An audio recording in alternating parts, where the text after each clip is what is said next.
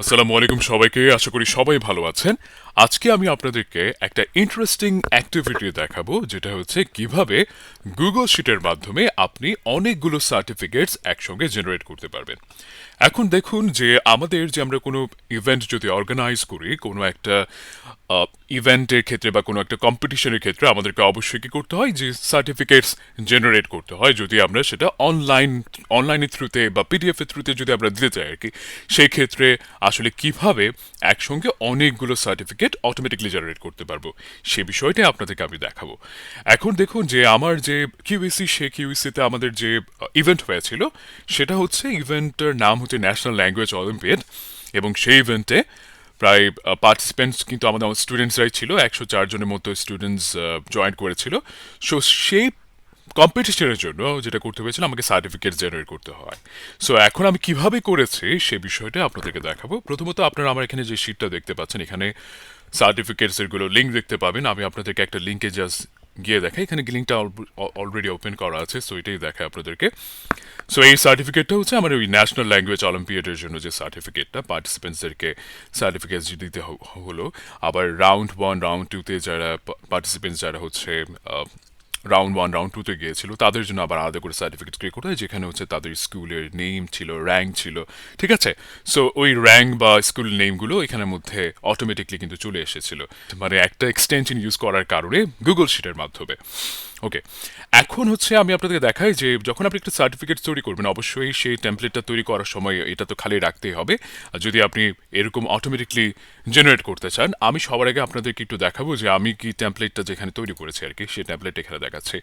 So আপনাকে যেটা করতে হবে, গুগল স্লাইডে আপনাকে টেমপ্লেটটা ক্রিয়েট করতে হবে, যেটা হচ্ছে সার্টিফিকেট রেশিওতে হবে আর কি।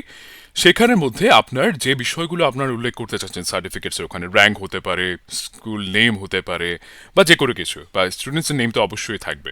সো সেইভাবে হচ্ছে আপনি আপনার সার্টিফিকেটস টেমপ্লেটটা সাজাবেন, এবং সেখানের মধ্যে অবশ্যই স্পেস রাখতে হবে, যে আপনার যেহেতু হচ্ছে আপনি সার্টিফিকেটস অটোমেটিক্যালি জেনারেট করতে চাচ্ছেন, সেই হিসাবে আপনাকে ফর্মুলাস ইউজ করতে হবে। ও জন্যই বললাম আর কি, স্পেস রাখার ব্যাপারটা। এখন এখানের মধ্যে আপনারা দেখতে পাচ্ছেন যে আমি একটা স্টুডেন্টস নেম লিখে এর রাইট সাইডে এবং লেফট সাইডে দুপাশে আমি হচ্ছে দুটো করে ব্র্যাকেট ইউজ করেছি। এখন কেন ইউজ করেছি এটা তো অবশ্যই জানতে হবে। কেন ইউজ করেছি, কারণ হচ্ছে আমার এক্সটেনশন যেগুলো আছে, যেটা আমি বললাম যে একটা সফটওয়্যার আমাকে দুটো সফটওয়্যার ডাউনলোড করতে হয়েছিল, যেগুলো হচ্ছে দুটো সফটওয়্যার, একটা সফটওয়্যার দিয়ে তো কাজ হয়, সেটা আমি দুটো সফটওয়্যার ডাউনলোড করেছিলাম আর কি। এগুলো আপনার সার্টিফিকেট জেনারেট করতে সাহায্য করে। সো এক্সটেনশনে চলে যাবে। এক্সটেনশন হচ্ছে ট্যাব, যেখানে হচ্ছে আপনি দেখতে পাচ্ছেন এক্সটেনশনে এখানের মধ্যে অ্যাড-অনস লেখা আছে। অ্যাড-অনসে গিয়ে আমার যেটা করতে হবে, গেট অ্যাড-অনস দিতে হবে। যেহেতু অলরেডি এগুলো আমার ইনস্টল করা আছে, তাই আমাকে নতুনভাবে ইনস্টল করতে হবে আর কি। সো এখানের মধ্যে আমার যেটা করতে হবে, ওই যে দুটো এক্সটেনশন সফটওয়্যার নামটা বলি, একটা হচ্ছে অটোক্রেট, আরটা হচ্ছে অটোক্রেট, আরেকটা হচ্ছে আপনার যেটা ডকুমেন্ট স্টুডিও। এই দুটো জিনিস। সো অটোক্রেট যেটা আছে, সেটা হচ্ছে, আমি একটু দেখা আপনাদেরকে। এটা অটোক্রেট, এটাতে আমি সার্টিফিকেট চাইলে জেনারেট করতে পারবো, এটার মাধ্যমে আর কি, এটার থ্রুতে। এটা অলরেডি ইনস্টল করা আছে, আপনাকে জাস্ট আপনার যে শিট থাকবে সেখানে ইনস্টল করে নিতে হবে। এটাই প্রত্যেকটা শিটের জন্য ইনস্টল করা দরকার নেই, কারণ আপনি যে আপনার যে ইমেইলের থ্রুতে আপনি যেহেতু হচ্ছে অলরেডি গুগল ওয়ার্ক স্পেসে আছেন, তো অলরেডি এটা যে কোনো শিটেই আপনার এক্সটেনশনটা অ্যাড হয়ে যাবে একবার ইনস্টল করার পর। আপনাকে প্রত্যেকটা শিটে গিয়ে ইনস্টল করতে হবে না আর কি। আচ্ছা, এখন যেটা হচ্ছে, অলরেডি যেহেতু ইনস্টল আছে, আমি জাস্ট এটা আপনাকে দেখালাম, আপনাদেরকে ইনস্টল করে নিতে হবে। আরেকটা হচ্ছে ডকুমেন্ট স্টুডিও। দুটোরই মানে অ্যাডভান্টেজ ডিসঅ্যাডভান্টেজ অবশ্যই আছে। সো এগুলোর পর আমি আসছি এগুলোর ব্যাপারে। সো এখন আমরা আপনাদেরকে যেটা দেখাবো, সেটা হচ্ছে কিভাবে আমি জেনারেট করবো। আমি এখানে একটা টেস্ট নামে একটা ট্যাব ওপেন করেছি। এই ট্যাবে যাওয়ার পর আমার যেটা করতে হবে, এখানে স্টুডেন্টসের নেমগুলো আমি এখানে নিয়ে এসেছি, দুটো রেখেছি, কারণ আমি বেশি দেখাতে গেলে আবার ভিডিওটা অনেক লং হয়ে যাবে। সো এখন যেটা হবে, যে আমি এখানে যেটা করব, আমার এক্সটেনশন যেহেতু ডাউনলোড করা আছে, আমি আমার এক্সটেনশনটাতে যাব। তার আগে আমি একটা জিনিস ভুলে গেছি, যে আমি বললাম যে আপনাদেরকে এখানে ট্যাগ ইউজ করতে হবে, স্টুডেন্টসের নেম দিয়ে এখানে আপনার জায়গা রাখতে হবে। এখন অটোক্রেটের জন্য, যে আপনি যদি অটোক্রেট সফটওয়্যার ইউজ করেন, সেক্ষেত্রে আপনার ট্যাগটা ইউজ করতে হবে অ্যারো চিহ্ন দিয়ে, দ্যাট মিনস রাইট হ্যান্ড সাইডে এবং হচ্ছে আপনার লেফট হ্যান্ড সাইডে ট্যাগগুলো ইউজ করতে হবে। এবং আপনি যদি ডকুমেন্ট স্টুডিও ইউজ করেন, সেক্ষেত্রে আমি আপনাদেরকে এভাবে করে, মানে আপনাদের সেকেন্ড ব্রেকেট ইউজ করতে হবে। ঠিক আছে? মানে লেফট হ্যান্ড সাইড এবং রাইট হ্যান্ড সাইডে। দু জায়গায় ইউজ করতে হবে। আমি আপনাদেরকে দেখাবো কিভাবে হচ্ছে জেনারেট করতে হয়, যেটা হচ্ছে ডকুমেন্ট স্টুডিওর মাধ্যমে। অটোক্রেট আমি পরে দেখাবো আরেকটা ভিডিওতে হয়তো, বাট দুইটারই একেবারে প্রসেস সেম, ঠিক আছে? জাস্ট অ্যাডভান্টেজ ডিসঅ্যাডভান্টেজ অবশ্যই আছে, এটি বললাম আর কি। এখন ডকুমেন্ট স্টুডিও তে আমি একটু যাচ্ছি, ওপেন করছি এটা, একটু ওয়েট করব, লোডিং হচ্ছে, একটু লোড তো হবেই। তো এখন এখানের মধ্যে আমি যে কাজগুলো আগে করেছি সেই কাজগুলো এখানে দেখাচ্ছে, রিসেন্ট ওয়ার্কগুলো। আমাকে যেটা করতে হবে, ক্রিয়েট ওয়ার্কফ্লো, ক্রিয়েট একটা নতুন ওয়ার্কফ্লো ক্রিয়েট করতে হবে। তো ক্রিয়েট ওয়ার্কফ্লোতে গেলাম, দেন এখানে আমি একটা ওয়ার্কফ্লোর নাম দিলাম টেস্ট। টেস্টে যাওয়ার পর টেস্ট ওয়ার্কশিটের নাম হচ্ছে টেস্ট, ঠিক আছে? এরপর আমি কন্টিনিউ করব। কন্টিনিউ করার পরে হচ্ছে আমার তো এখানের মধ্যে টাস্ককে মানে কী কাজ করতে হবে সেটা তো বলতে হবে, তাই না? সফটওয়্যারকে বলতে হবে যে আপনি কী কাজটা করতে চাচ্ছেন আমি। সো আমি হচ্ছে যে কমান্ডটা দিব সেটা হচ্ছে ক্রিয়েট ফাইল। ক্রিয়েট ফাইলে যাব, ক্রিয়েট ফাইল বলতে হচ্ছে আমাকে কী করতে হবে, যে সার্টিফিকেট জেনারেট করতে হবে, এই জন্য এখন আমাকে ডকুমেন্ট টেমপ্লেট ওরা খুঁজছে, ডকুমেন্ট টেমপ্লেটটা করতে হবে সেটা। এখন ডকুমেন্ট ট্যাবলেট আমি আপনাদেরকে দেখিয়েছি যে যে প্রেজেন্টেশন স্লাইডটা, সেটা আমি ইউজ করব। আমি জাস্ট এখানে ক্লিক করব, ক্লিক করার পর জাস্ট সিলেক্ট করে দিলেই হবে। ওকে, এখানে একটা বিষয় আপনারা দেখতে পাচ্ছেন, হয়তো নোটিস করেছেন, যেটা হচ্ছে one marker found, that means students নেমটা পেয়েছে, ঠিক আছে? ওই যে আমি যেহেতু ট্যাগ ইউজ করেছি, আমি যদি অন্য ট্যাগ ইউজ করতাম বা ট্যাগের ইউজ করতে একটা ব্র্যাকেট বা আরেকটা ব্র্যাকেট যদি না দিতাম, অথবা স্টুডেন্টস নেমের মানে এখানে যে স্পেলিং ভুল করতাম, তখন কিন্তু মার্কারটা কাজ করতো না, ঠিক আছে?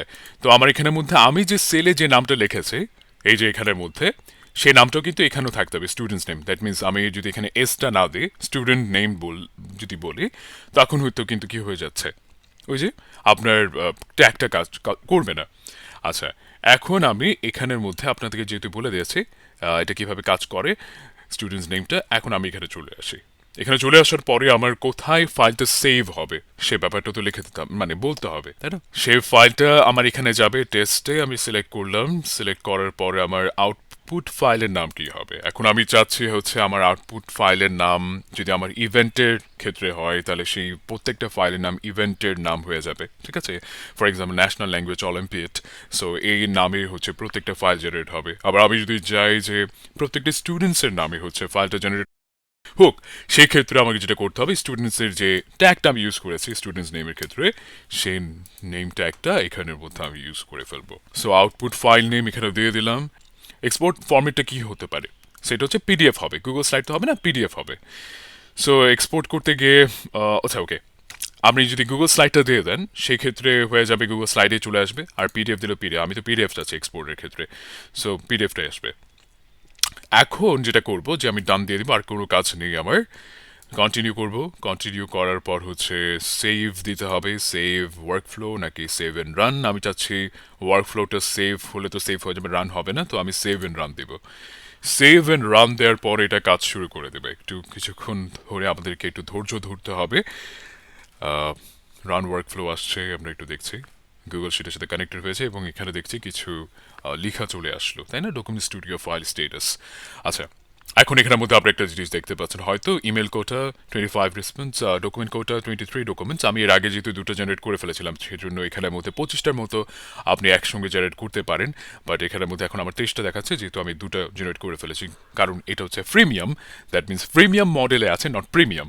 সো প্রিমিয়ামে থাকলে তখন আপনি হয়তো ইউজ করতে পারতেন, পুরোপুরি কোনো লিমিটেশন থাকতো না। এই জন্য আমি বললাম যে এখানের মধ্যে অবশ্যই আপনার ডিসঅ্যাডভান্টেজ আছে, একসঙ্গে আপনি অনেকগুলো করতে পারছেন, আপনাকে 25টার মতো করতে হবে। তো আপনার একটা প্রশ্ন থাকতে পারে যে আমি কিভাবে এতগুলো জেনারেট করেছি। আমি যেটা করেছি, আমি ডকুমেন্ট স্টুডিও ইউজ করেছি, আমি অটোক্রেটও ইউজ করেছি একসঙ্গে। সো দেখা গেছে কি আমার পুরোপুরি সবার টেস্ট জেনারেট হয়ে গেল। কারণ অটোক্রেটে যেটা হয় যে কোনো লিমিটেশন বলতে হচ্ছে এরকম কোনো লিমিটেশন থাকে না, কোটা যেখানে বলেছে যে 25টার মতো করা যায়, অটোক্রেটে অতটা থাকে না। অটোক্রেটে দেখা গেল কি অনেক সময় 50টা হয়ে যায়, অনেক সময় 35টা হওয়ার পর আবার একটু স্টপ করে দেয় কাজটা, ওয়ার্কফ্লো স্টপ হয়ে যায়, আবার আপনাকে নতুন করে দিতে হবে, এভাবে আর কি। সো এখানে 25টা মানে 25টা, এর চেয়ে বেশি করতে পারবে না। আবার আপনাকে দেখা যাবে কি পরের এখানে আবার বলবে যে 2 দিন পর করার জন্য, আবার তখন আপনি 25টা পেলেন, এভাবে আর কি। আচ্ছা, এখন হচ্ছে আমি রান ওয়ার্কফ্লো দেব। রান ওয়ার্কফ্লো দেওয়ার পর হচ্ছে কাজ করা শুরু করবে। সো গাইজ, আমার অলরেডি ক্রিয়েট করা হয়ে গেছে, কিছুটা সময় তো অবশ্যই নেবে।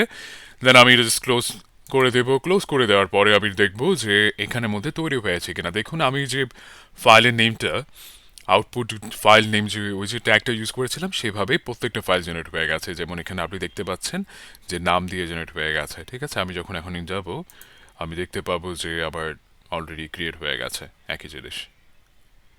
এই যে কোনো ধরনের পরিবর্তন কিছু হয়নি, যেখানে আমি যেটা লিখেছি ট্যাগটা দিয়েছি সেখানে সেটা চলে আসলো। এখন হচ্ছে এটাই ছিল হচ্ছে আমার ভিডিওর পারপাস, যে আপনাদেরকে দেখানো কিভাবে ইজিলি সার্টিফিকেট তৈরি করা যায়। এবং অটোক্রেটের ব্যাপারটা একটু দেখিয়ে দিই আপনাদেরকে। অটোক্রেটে যদি যেতে চান অটোক্রেটে ওপেন করতে হবে। আমার তো অলরেডি ইনস্টল করা আছে, এই জন্যই আমাকে ইনস্টল করতে হলো না।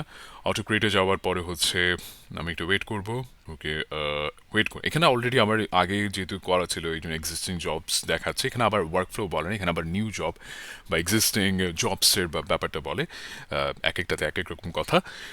তো এটাতেও আমি চাইলে এই যে আগে যেহেতু আছে এখানে কাজগুলো, আমি নিউ জব আবার যদি দেই, নিউ জবের নাম হতে পারে test one. So test one লিখবো। টেস্ট ওয়ান লেখার পরে আচ্ছা একই নামে তো ইউজ করি। আবার এখানের মধ্যে একই রকম আপনাকে চুজ টেমপ্লেট করতে হবে। আগে থেকে যেহেতু আমি টেমপ্লেটে ইউজ করেছি, সো আমি ইউজ দিব। এখন এটা যেটা করবে যে আমার ট্যাগ তো কিন্তু অবশ্যই চেঞ্জ করে দিতে হবে এই ক্ষেত্রে। তো ট্যাগ চেঞ্জ করতে হলে তখন আমি সেকেন্ড ব্রেকেট ইউজ করতে পারবো না। তখন আমাকে কি করতে হবে, আমাকে ওই যে অ্যারো মার্কগুলো ইউজ করতে হবে। ঠিক আছে, right hand side and left hand সাইডে আর কি। ওকে, ইউজ করার পর দেন হচ্ছে আমি তখন এই যে এখানে গিয়ে আমার ওই যে টেমপ্লেটে ইউজ করতে বলবো আর কি। তখন আমি যখন এই যে ট্যাগসটা আইডেন্টিফাই করার চেষ্টা করছে, তো আইডেন্টিফাই করার পর হচ্ছে এখানে কিন্তু চলে আসলো, দেখছেন স্টুডেন্টস নেম। এই ট্যাগটা দ্যাট মিনস কানেক্ট করতে পেরেছে। আমি যদি এখন যাই এখানে আমার কিন্তু কি করতে হবে, এখানে ম্যাপস টু কলাম, এখানে কিন্তু একটা ব্যাপার আছে যে আমি কোন ট্যাবটা বার্চ করতে চাচ্ছি। সো সেই ট্যাবের নামটা কিন্তু এখানে দিতে হবে। যেমন আমি টেস্ট ট্যাবে আছি, সো টেস্ট ট্যাবটা দিতে হবে। টেস্ট ট্যাবটা দেওয়ার পরে এখানের মধ্যে বলা আছে যে আমি কি করতে চাই, এখন স্টুডেন্টস নেম। সো আমি এখানে চেক করতে হবে স্টুডেন্টস নেম, তো স্টুডেন্টস নেমটা চলে এসেছে। সো এইভাবে যখন আমি নেক্সট দেবো দেন ফাইলের নেমটা দিতে হবে। ফাইলের নেমটা দেওয়ার পরে যেমন আমি যে ট্যাগটা ইউজ করেছি সে ট্যাগটাই এখানে দিতে হবে। ঠিক আছে, সেই ট্যাগটা ইউজ দেওয়ার পরে আমার ওভাবেই আগের মতো করে জেনারেট হয়ে যাবে। আমি তো পিডিএফে জেনারেট করতে যাবো, সো নেক্সট ডে আবার ডেস্টিনেশনটা চুজ করতে হবে। ডেস্টিনেশন চুজ করার পরে ওই যে এগুলো একই, এগুলো আমার মনে হয় আপনারা পারবেন। সো না পারার কিছু নেই এখানের মধ্যে। সো নেক্সট দেওয়ার পরে হচ্ছে এভাবে সেভ করার পরে কাজ করা শুরু করবে আর কি। ঠিক আছে, মানে রান করবে। সো আমি আপাতত ক্লোজ করে দিয়ে রান করাতে চাচ্ছি না, যেহেতু একটা দেখিয়ে ফেলেছি আপনাদেরকে, ভিডিওটা অনেক লং হয়ে যাবে। সো আমি মনে করি এটা যারা গুগল শিটের যারা বিগিনার্স আছেন যারা, তাদের জন্য এটা খুবই হেল্পফুল হবে। আশা করি আমার এই ভিডিওটা দেখে উপকৃত হবেন। ধন্যবাদ সবাইকে।